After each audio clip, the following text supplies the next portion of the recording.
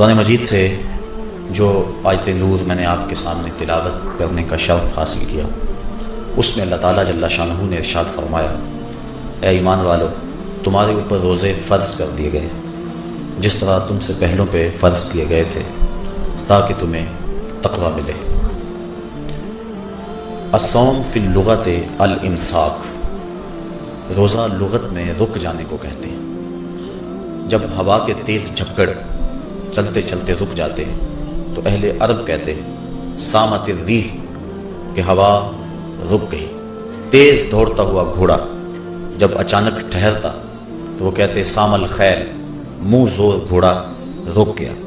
تو روزے کو بھی روزہ اس لیے کہا جاتا ہے کہ نفس کا سرکش اور منہ زور گھوڑا رمضان میں رک جاتا ہے، اور جو اللہ کے حکموں کو ڈٹائی سے توڑتے ہیں رمضان میں ان کے سر بھی سجدوں میں دیکھیں۔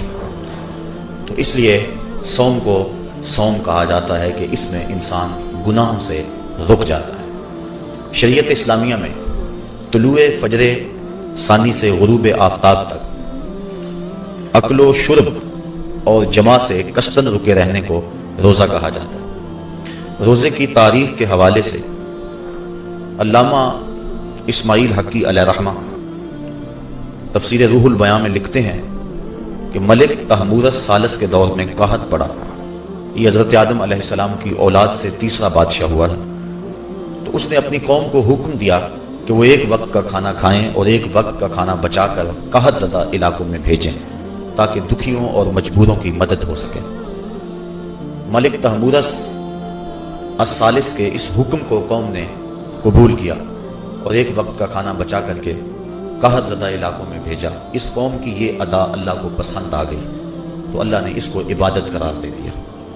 پھر اس کے بعد ہر نبی پر روزہ فرض ہوا۔ کما کتب علی الذین من قبلکم، اس پہ شاہد عادل ہے۔ حضور علیہ السلام فرضیت روزہ سے قبل ایام 20 کے روزے رکھا کرتے تھے۔ ہر ماہ کی 13، 14 اور 15 تاریخ کو قمری تقویم کے حساب سے جو روزے رکھے جاتے ہیں ان کو ایام 20 کے روزے کہا جاتا ہے۔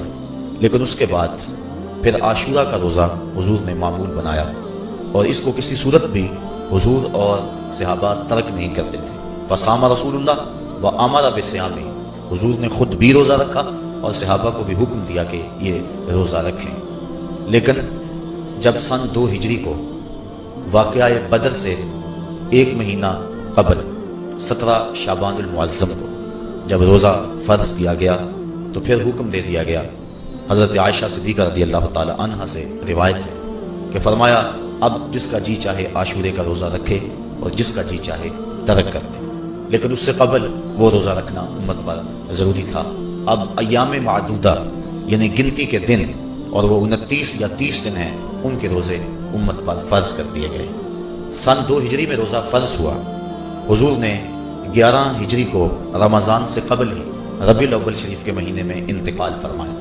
اس طرح حضور علیہ السلام کی زندگی میں کل 9 رمضان آئے، 2 ہجری کو شامل کر کے 9 رمضان زندگی میں کل آئے، جس میں 2 رمضان 30 کے تھے اور باقی 7 رمضان 29 کے تھے۔ اور یہ بات ذہن میں رہے کہ روزے 29 ہوں یا 30 ہوں، اللہ ثواب 30 کا ہی عطا فرمائے۔ جس طرح کوئی شخص بھول کر کھا لے تو حدیث میں آتا ہے اس کو اللہ نے کھلایا، اس کو اللہ نے پلایا، تو وہ اس نے کھا بھی لیا، اس نے پی بھی لیا، لیکن اس کا روزہ بھی باقی رہا۔ اس طرح اگر چاند 29 پہ نظر آ جائے تو ثواب اللہ 30 کا ہی عطا فرماتا ہے۔ یہ اس کی کرم نوازی ہے اپنے بندوں پہ۔ تو روزہ ڈھال ہے اور جہنم سے آزادی کا ایک اہم ذریعہ ہے۔ روزہ اللہ اور بندے کے مابین ایک راز ہے۔ روزہ نور ہے، ضیاء اور روشنی ہے، اور آقا کریم صلی اللہ علیہ وآلہ وسلم نے روزے کی فضیلت بیان کرتے ہوئے ارشاد فرمایا کہ ہر شے کی کوئی زکوٰۃ ہوتی ہے، انسان کے جسم کی زکوٰۃ روزہ ہے۔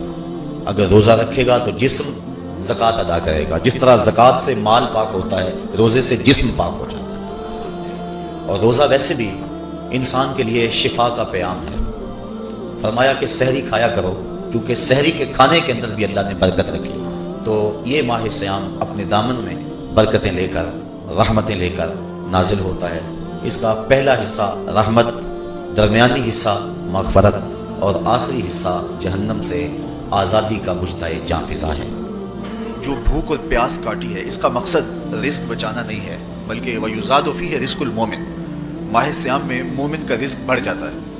آپ اپنا بجٹ دیکھ لیجئے، باقی مہینوں کی نسبت ماہ سیام میں آپ کے اخراجات زیادہ ہوتے ہیں اور کشادگی ہوتی ہے، تو یہ کوئی خوراک بچاؤ مہم نہیں ہے، بلکہ رزق تو بڑھ جاتا ہے، لیکن اس کے باوجود 20-20 گھنٹے 17-17 18-18 گھنٹے پیاس اور بھوک کاٹنا، اس کا کوئی مقصد ہے تو وہ مقصد قرآن نے بیان کیا کہ اس کے نتیجے میں تمہیں اتقاء کی دولت ملے گی، تمہیں تقوی کا نور نصیب ہوگا۔ سوال یہ کھڑا ہوا، کیا بھوک اور پیاس کاٹنے سے تقوی مل جاتا ہے؟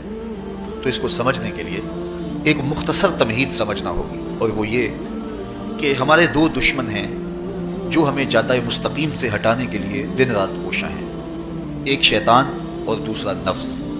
یہ دو دشمن ہیں جو ہماری متاع عمل، ہمارا خلوص، ہماری للہیت، ہمارا باطن لوٹنے کے لیے ہر وقت مستعد اور فعال رہتے ہیں۔ اب ان دو دشمنوں سے ہمارے تنہا ناتواں وجود کا مقابلہ ہے، اور یہ ان میں سے جو بڑا دشمن ہے وہ نفس ہے، کیونکہ شیطان نے جب انکار سجدہ کیا تو ہم تو یہ کہتے ہیں کہ ہمیں شیطان نے بہکا دیا، لیکن شیطان نے جب انکار سجدہ کیا اور خود بہک گیا تو اس وقت کوئی دوسرا شیطان تو نہیں تھا جس نے شیطان کو بہکایا، وہ نفس تھا جس نے شیطان کو شیطان بنایا۔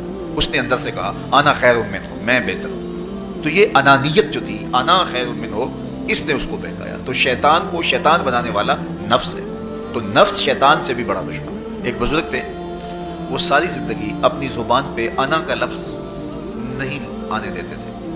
اس مفہوم کو بیان کرنا ہوتا تو وہ الفاظ دیگر بیان کرتے، میں کا لفظ، انا کا لفظ وہ اپنی زبان پہ ساری زندگی انہوں نے جاری ہی نہیں ہونے دیا۔ کہتے تھے اس لفظ نے شیطان کا بیڑا غرق کر دیا، تو میں یہ لفظ زبان پہ آنے نہیں دوں گا۔ اچھا، بندے بھی بڑے عجیب ہوتے ہیں، کسی نے کہا لو لو، ان کی زبان پہ یہ لفظ آتا کیوں نہیں، میں جاتا ہوں اور ان کی زبان پہ یہ لفظ آئے ہی آئے، چلے گئے۔ بزرگ تشریف فرما تھے، نماز کا وقت قریب ہو رہا تھا، حضرت ایک مسئلہ پوچھنے آیا ہوں گا، پوچھیے شیطان کو کس چیز نے برباد کیا؟ حضرت آپ تو بولیں گے کہ میں نے، آنا نے، تو کہوں گا جیسے بھی ہوا ان کے زبان پہ لفظ میں تو آ ہی گیا نا۔ تو وہ بزرگ بھی بڑے سیانے تھے، اس کی نیت کا کھوٹ سمجھ گئے، فرمانے لگے بیٹا نماز کا وقت ہو گیا ہے، نماز پڑھ لیتے ہیں، اس پہ بات ہوتی ہے۔ نماز ہوئی، سلام پھرا تو خود ہی فرمانے لگے، کسی نے کہا تھا کہ شیطان کو کس چیز نے برباد کیا، جواب دینا چاہ رہا ہوں، کس نے پوچھا تھا؟ جھٹ کھڑا ہو گیا، میں نے کہا اسی چیز نے اس کا بیڑا غرق کر دیا۔ تو جو نفس تھا وہ شیطان کو شیطان بنانے والا ہے، تو ہمارے ساتھ نفس بھی لگا ہوا ہے، ہمارے پیچھے شیطان بھی لگا ہوا ہے۔ شیطان بھی بڑا مکار دشمن ہے، چھوٹا دشمن یہ بھی نہیں ہے۔ یہ ہماری متاع عزیز کو، متاع ایمان کو، متاع عمل کو، متاع خلوص کو لوٹنے کے لیے دن رات مستعد اور فعال رہتا ہے۔ اللہ کے محبوب نے فرمایا الشیطان جاسم علی قلب ابن آدم فاذا ذکر اللہ خانس واذا غفل وسوس۔ شیطان اولاد آدم کے دل پہ قبضہ جما کے بیٹھ جاتا ہے، جب یہ اللہ کا ذکر کرتا ہے تو بھاگ جاتا ہے، اور جب یہ اللہ کے ذکر سے غافل ہوتا ہے تو یہ وسوسہ اندازی کرتا ہے۔ تو شیطان اولاد آدم کے دل پہ قبضہ جماتا ہے، اسے پتہ ہے کہ دل قابو میں آ گیا تو پورا بدن قابو میں آ گیا، چونکہ میرے اعضائے بدنیاں میرے دل کے تابع ہیں۔ موسم اچھا ہے، رت سہانی ہے، صحن چمن میں پھول کھلے ہیں، لیکن میرا دل نہیں چاہ رہا تو ٹانگیں جنبش ہی نہیں کریں گے، مرغن غذائیں سامنے پڑی ہیں اور آپ کا تقاضا ہے کہ جناب لے لیجئے، لیکن میرا جی نہیں چاہے گا تو ہاتھ جنبش نہیں کریں گے۔ آسمان ستاروں اور کہکشاؤں سے بھرا ہوا ہے، جی نہیں چاہے گا تو نظر نہیں اٹھے گی۔ آپ سماعتیں بچھائے بیٹھے تھے، جی نہیں چاہے گا زبان نہیں بولے گی، تو پورے اعضاء دل کے تابع ہیں، اور اگر دل شیطان کے تابع ہو گیا، اس کی حد چڑھ گیا، تو پھر اعضاء وہی کریں گے جو شیطان چاہے گا۔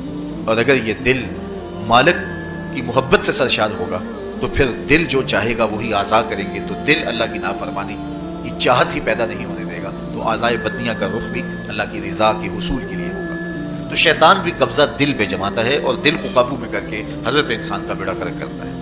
اللہ تعالیٰ کا کرم یہ ہوا اذا جاء رمضان سلسلۃ الشیاطین، اللہ کے محبوب علیہ السلام ارشاد فرماتے ہیں جب ماہ صیام آتا ہے تو شیاطین جکڑ دیے جاتے ہیں، جنت کے دروازے کھول دیے جاتے ہیں، جہنم کے دروازے بند کر دیے جاتے ہیں۔ اب ہمارے دو دشمن تھے، ایک نفس اور دوسرا شیطان، دونوں کے مقابلے میں ناتواں اور کمزور جان کو مقابلے میں آنا پڑتا تھا، لیکن جب ماہ صیام آیا، یہ ماہ انور آیا، تو ہمارے دو دشمنوں میں سے ایک دشمن باندھ دیا گیا۔ اب ہمارا مقابلہ صرف ایک دشمن سے رہ گیا۔ دیکھیے ماہ رمضان آتا ہے تو مسجدوں کے در کشادہ ہو جاتے ہیں، لوگوں کا رجحان دین کی طرف ہوتا ہے، جو 5 نمازیں بھی نہیں پڑھتے ہوتے ان کو تراویح میں بھی کھڑا ہوتا دیکھتے ہیں۔ اہتمام ہوتا ہے، نیکی کا، صدقہ و خیرات کا ماحول پیدا ہوتا ہے، ایسا کیوں ہے کہ شیطان بن گیا؟ لیکن اس کے باوجود نظر بھٹک رہی ہے، خیالوں میں آوارگی ہے اور رشوت کا بازار گرم ہے، کیوں کہ ابھی نفس موجود ہے۔ تو نیکی کا جو ماحول پیدا ہوا یہ شیطان کے بن جانے کی وجہ سے، اور برائی کا ماحول اب بھی موجود ہے یہ نفس کے موجود ہونے کی وجہ سے۔ تو ہمارے دو دشمن ہیں جو ہمیں زیادہ مستقیم سے ہٹاتے ہیں، ایک شیطان اور دوسرا نفس۔ اب جب ماہ صیام آیا تو شیطان باندھ دیا گیا، اب ہمارا مقابلہ صرف نفس سے ہے، اور یہ نفس شیطان سے بھی بڑا دشمن ہے، شیطان کو شیطان بنانے والا نفس، اور وہ ہمارے ساتھ جڑا ہوا ہے۔ ماہ صیام میں شیطان تو بند گیا لیکن نفس نہیں بندھا۔ اب ہمیں اپنے نفس کو کمزور کر کے اور اپنی فتح حاصل کرنی ہے اور تقوی کی منزل کو پانا ہے۔ اب شیطان تو اللہ نے باندھ دیا، اب نفس کو کیسے باندھیں؟ تو آئیے نفس کی بندش کیسے ہوگی یہ کسی ایکسپرٹ سے پوچھیں گے کہ یہ کیسے اس کو باندھیں گے، اس کو کیسے قابو میں کریں گے۔ تو کسی ایسے شخص سے پوچھیں جو اس شعبے کا ماہر ہو۔ اور علامہ اقبال کے مرشد مولا جلال الدین رومی علیہ رحمہ کہتے ہیں آؤ تمہیں میں ایک معالج کا بتا دیتا ہوں جو تمہیں اس بیماری کا علاج بتائے گا اور اس کی بندش کے طریقے بتائے گا۔ شیخ رومی علیہ رحمہ فرماتے ہیں ہفت شہر عشق را اتار گشت ما ہنوز اندر خم یک کوچا۔ عشق کے ساتوں شہر شیخ فرید الدین اتار گھوم چکے ہیں، اور میرے جیسا شخص عشق کے پہلے شہر کی پہلی گلی کے کونے پہ کھڑا ہے۔ اب اندازہ کیے کہ جن کا پتہ حضرت مولا جلال الدین رومی دے رہے ہیں وہ کس بلند مرتبے پہ فائز المرام ہے۔ فرمایا کہ وہ عشق کے ساتوں شہر گھوم چکے ہیں اور میں پہلے شہر کی پہلی گلی کی نکڑ پہ کھڑا ہوں۔ اب شیخ فرید الدین علیہ رحمہ سے پوچھئے کہ شیطان تو بند گیا، اب نفس کا وبال ہمارے اوپر پڑ رہا ہے اور ہم اس کے باوجود ماہ صیام کے اندر گناہوں میں منہمک ہیں، تو ہمیں بتایا جائے کہ اس نفس کا علاج کیسے کیا جائے، ہمیں آپ کا پتہ بتایا گیا ہے۔ تو شیخ فرید الدین اتار بولے نفس نتواں کشت الا باسے چیز بات گوئم یادگیرش اے عزیز۔ نفس نہیں مرتا لیکن اگر تین اسلحے تیرے پاس ہوں تو یہ ٹھہر بھی نہیں سکتا۔ وہ تین اسلحے کون سے ہیں؟ خنجر خاموشی و شمشیر جو، نیزہ تنہائی و ترک ہجو۔ خاموشی کا خنجر، بھوک کی تلوار اور تنہائی کا نیزہ، یہ تین اسلحے ایسے ہیں اگر تو یہ لے کر کے نفس پہ ٹوٹ پڑے تو پھر نفس کا مقابلہ تیرے لیے آسان ہوگا۔ خنجر خاموشی، خاموشی کا خنجر، اللہ کے محبوب علیہ السلام نے فرمایا من صامت نجا، جو خاموش ہو گیا وہ نجات پا گیا، کیونکہ انسان کی زندگی کی زیادہ آفتیں اس کی زبان کی وجہ سے۔ آپ اپنے گناہوں کا اور میں اپنے گناہوں کا اگر احتساب کروں تو ہمیں سب سے زیادہ گناہ زبان کے ملیں گے۔ آنکھیں بھی گناہ کرتی ہیں، ہاتھ بھی گناہ کرتے ہیں، پاؤں بھی گناہ کرتے ہیں، لیکن سب سے زیادہ گناہ زبان کرتی ہے۔ جھوٹ بھی بولتی ہے، غیبت بھی کرتی ہے، شکوہ بھی کرتی ہے، گالی سب و شتم اور کیا کچھ زبان کے گناہ ہیں۔ اسی لیے اللہ کے محبوب نے فرمایا جو تمہارے دو جبڑوں کے درمیان ہے یعنی زبان اور دو ٹانگوں کے درمیان ہے تمہاری پارسائی کی جگہ، تم ان دو چیزوں کی مجھے ضمانت دے دو، میں محمد تمہیں جنت کی ضمانت دے دیتا ہوں۔ تو انسان کے سب سے زیادہ گناہ زبان کے ہیں اور اس کی پارسائی کی جگہ۔ تو اس لیے میرے حضور نے فرمایا من صامت نجا، جو خاموش ہو گیا وہ نجات پا گیا۔ خنجر خاموشی، خاموشی کا خنجر نفس کشی کا ایک مؤثر ذریعہ۔ اور دوسری بات بشمشیر جو، اور بھوک کی تلوار، تو بھوک سے نفس کا مقابلہ کیا جا سکتا ہے، بھوک کی تلوار سے نفس کا سر کاٹا جا سکتا ہے۔ اللہ کے محبوب کا فرمان سنیے یا معاشر الشباب من استطاع منکم الباء فلیتزوج فإنه اغض للبصر واحسن للفرج فمن لم يستطع فعليه بالصوم فإنه له وجاء۔ اے جوانوں کے گروہ، تم میں سے اگر کوئی نکاح کرنے کی طاقت رکھتا ہے تو وہ دیر نہ کرے، فی الفور نکاح کر لے، یہ نظر کا اور پارسائی کا محافظ ہے۔ لیکن اگر تم میں سے کوئی نکاح کرنے کی فی الحال پوزیشن میں نہیں ہے تو وہ کثرت کے ساتھ روزے رکھے، روزے قاطع شہوات ہیں۔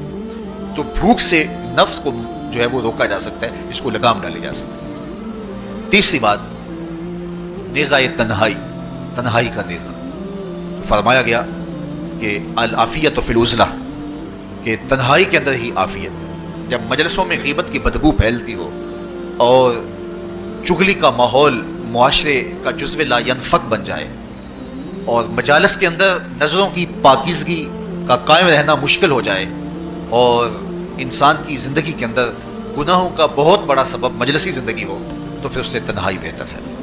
حضرت شاہ نقشبند بخاری فرماتے ہیں کہ فقیر کے لیے سب سے اچھی جگہ اللہ کا گھر مسجد ہے، یا کسی کامل صالح شخص کی صحبت ہے، اور یا پھر تنہائی ہے۔ چوتھی جگہ ہلاکت کے علاوہ اور کچھ نہیں ہے۔ ہمیں اپنے کاروبار میں، اپنے معاملات میں، اپنی ملازمتوں میں جانے کی تلقین کی گئی تو وہاں یہ تلقین کی گئی کہ دیر سے جاؤ جلدی واپس آ جاؤ، اور مسجد میں جاتے ہوئے تلقین کی گئی کہ جلدی جاؤ اور دیر سے واپس آؤ. لیکن ہم مسجد کے دروازوں پہ جب دور موجود میں رش دیکھتے ہیں کہ لوگ بہت جلدی نکلنا چاہتے ہیں، حتیٰ کہ کندھوں سے کندھے ٹکرا رہے ہوتے ہیں کہ جلدی سے باہر نکل جائیں، حالانکہ وہ عافیت کی جگہ ہے. 2 منٹ زیادہ بھی ہو جائیں تو کوئی حرج نہیں ہے.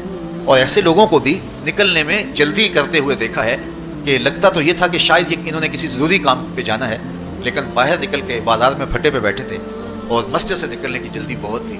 تو مسجد میں جلدی جاؤ اور دیر سے واپس آؤ، اور بازار میں دیر سے جاؤ اور جلدی واپس آؤ. لیکن ہمارے رویے اس کے برعکس ہو گئے. تو تنہائی میں عافیت ہے، خاموشی میں عافیت ہے، اور بھوک میں عافیت ہے، اور یہ ساری چیزیں روزے میں میسر ہیں. فرمایا تم سے اگر کوئی شخص الجھے، بحث کرے، لڑائی کرنا چاہے تو تم اسے کہو انی صائم، میں نے روزہ رکھا ہوا ہے. اسی طرح جو ہے وہ روزے سے آپ کو یکسوئی ملے گی، قرآن مجید کی تلاوت کا ماحول ہوگا اور تم بھوک کاٹو گے. اور یہ تینوں چیزیں تمہارے نفس کو کمزور کرنے والی ہیں. شیطان بند گیا، نفس کمزور ہو گیا. اور جب نفس کمزور ہو گیا، کمزور ہوتا ہے، یہ نفس مرتا نہیں ہے. یہ تو کوئی ہے باج فقیراں کسے نہیں ماریا، باہو ظالم چور اندر تھا. یہ اندر والا چور جو ہے وہ اتنی آسانی سے قابو آتا ہی نہیں ہے. یہ پھر سر اٹھا لیتا ہے. اس کو جتنا کچلو، یہ کچھ عرصے کے بعد تھوڑی سی خوراک ملتی ہے تو پھر سر اٹھا لیتا ہے. حضرت بایزید بستامی کہتے ہیں میں نے اپنے نفس کو ایک دن کہا کہ میں تجھے خوراک بھی نہیں دیتا اور تو پھر بھی موٹا تازہ ہے. تو میرے نفس نے مجھے کہا کہ اے بایزید، جب تم بازار سے گزرتے ہو تو لوگ انگلیاں اٹھا اٹھا کہتے ہیں یہ بایزید جا رہا ہے، یہ بایزید جا رہا ہے، تو مجھے میری غذا اور خوراک اس سے مل جاتی ہے. تو یہ خوراک ہوتی ہے نفس کی. تو نفس بہت ظالم ہے اور ساری زندگی اس سے لڑتے ہوئے گزرتی ہے. وہ کسی نے کہا تھا نا، تمام عمر طوفان سے کھیلتے گزری، نیا کے ڈوبنے کا ڈر بھی رہا. تو یہ ساری زندگی اس طرح ٹکراتے ہوئے اس سے گزرتی ہے. لیکن جب کمزور ہو جائے تو پھر یہ شیطان کو جو ہے وہ موقع نہیں دیتا. لیکن اگر نفس ماہ سیام میں ہمارا کمزور نہ ہوا، صرف ہم نے بھوک کی کاٹی اور باقی اپنے معمولات وہی رکھے، تو میرے حضور نے فرمایا جس نے جھوٹ اور برے کام نہیں چھوڑے اور جھوٹے کام ترک نہیں کیے، اس کے بھوکا اور پیاسا رہنے کی اللہ کو کوئی ضرورت نہیں ہے. روزہ تو ایک مشق تھی، یہ تو باطن کی تطہیر کا ایک ذریعہ تھا، یہ تو من کی تہذیب کا ایک ذریعہ تھا، یہ تو نفس کی شر سے اپنے آپ کو بچانے اور شیطان کے مکر و فریب سے بچانے کا ایک ذریعہ تھا. دیکھیے شیطان بن جاتا ہے ماہ سیام میں، حدیث واضح ہے، لیکن نفس موجود رہتا ہے. اگر نفس کمزور ہو گیا تو شیطان چھٹ کے بھی کچھ نہیں کرے گا، کیونکہ شیطان باہر کا دشمن ہے، نفس اندر کا دشمن ہے. جب تک اندر والا دشمن ساتھ نہیں دیتا، باہر والا دشمن کچھ نہیں کر سکتا. ہمارے دیہاتوں میں چوری ہو جائے تو بوڑھے بزرگ سر جوڑ کے بیٹھ جاتے ہیں کہ چور کہاں سے آیا، کیسے آیا. تو ایک نقطے پہ سارے متفق ہوتے ہیں کہ اندر کا کوئی بھیتی ضرور موجود ہے. اگر اندر کا کوئی بھیتی موجود نہیں ہے تو چور باہر سے آ کے حملہ آور ہو ہی نہیں سکتا ہے. تو شیطان باہر کا چور ہے، نفس اندر کا بھیتی ہے. اور اگر یہ اندر والا باہر والے کا ساتھ نہ دے تو شیطان انسان پر حملہ آور ہو ہی نہیں سکتا. اس لیے اس کو قابو کر لیں، اس کو رام کر لیں، تاکہ شیطان چھٹنے کے باوجود بھی جو ہے وہ ہمارے اوپر حملہ آور نہ ہو سکے. ورنہ وہ تو پیچ و تاب کھا رہا ہے کہ یہ جو تم نمازیں پڑھتے ہو، سروں پہ ٹوپیاں تم نے پہنی ہیں اور بڑے شریف بن کے مسجد میں جا رہے ہو، ذرا چھٹ لوں عید کے دن ہی جو ہے وہ تمہارا سارا کیا ذرا برباد نہ کیا تو مجھے شیطان نہ کہنا. تو وہ سب کچھ برباد کر دیتا ہے اگر ہمارے نفس کی تہذیب نہیں ہوتی. تو یہ اللہ نے ایک ہمیں موقع دیا ہے، پورا 1 مہینہ ہے، ایک ورکشاپ ہے باطن کی تطہیر کے لیے اور ایک اندر کی پاکیزگی کے لیے ہمیں ایک موقع فراہم کیا گیا ہے، اور اس سے ہم بھرپور فائدہ حاصل کریں. قرآن مجید کی کثرت کے ساتھ تلاوت، صلاۃ التراویح میں شمولیت اور خاموشی کا اختیار کرنا، اور جو ہے وہ اللہ کے ذکر فکر کی طرف متوجہ رہنا اور بھوک کاٹنا. اس کا عملی نتیجہ یہ ہوگا کہ اتقاء کی دولت نصیب. دیکھیے ماہ سیام میں ہمیں ان کاموں سے بھی روک دیا گیا جو کہ کام جائز تھے. کھانا پینا اور جو ہے وہ اپنی منکوحہ سے جنسی تعلق، یہ تو وہ امور تھے کہ جو جائز تھے، مشروع تھے. لیکن اوقات روزہ میں ان جائز کاموں سے بھی ہمیں روک دیا گیا. اس فلسفے کو ہمیں سمجھنا ہوگا کہ جو کام شریعت میں جائز تھے، مشروع تھے، روزہ ان سے بھی رک جانے کا نام ہے. اور جو چیزیں شریعت میں جائز ہی نہیں ہیں، جھوٹ بولنا ہے، غیبت کرنا ہے، بد نگاہی ہے اور دیگر برے اعمال ہیں، تو یہ چیزیں تو روزہ نہ بھی ہو پھر بھی ناجائز ہیں. تو جو چیزیں جائز تھی روزے میں ان سے بھی منع کر دیا گیا، اور جو چیزیں ناجائز ہیں تو اگر کوئی شخص ان چیزوں سے نہیں رکتا تو پھر اس نے روزہ کیا رکھا. ایک بندہ بھوک کاٹتا ہے لیکن جھوٹ بولتا ہے، ایک بندہ پیاس کاٹتا ہے لیکن غیبت کرتا ہے، ایک بندہ صبح سے شام تک نہ کچھ کھاتا ہے نہ کچھ پیتا ہے لیکن رشوت لیتا ہے. پھر مجھے بتائیے اس نے روزہ کیا رکھا. روزہ تو ایک مشق تھی کہ جو چیزیں جائز تھی ان سے بھی منع کر دیا گیا، ان سے بھی روک دیا گیا، اور جو ناجائز تھی وہ تو پہلے ہی ناجائز تھی، روزے کے بغیر بھی ناجائز تھی. تو اس لیے روزہ ایک مشق ہے. ہمارے سامنے مرغن غذا موجود ہے، ہمارے پاس سامنے ٹھنڈا مشروب موجود ہے، اور ہمیں مشق کرنے کی تلقین کی گئی کہ تمہیں بھوک ہے، شدت کی پیاس ہے، لیکن صبر کر کے دکھاؤ تم نہیں لوگے، یہ تمہاری مشق ہے.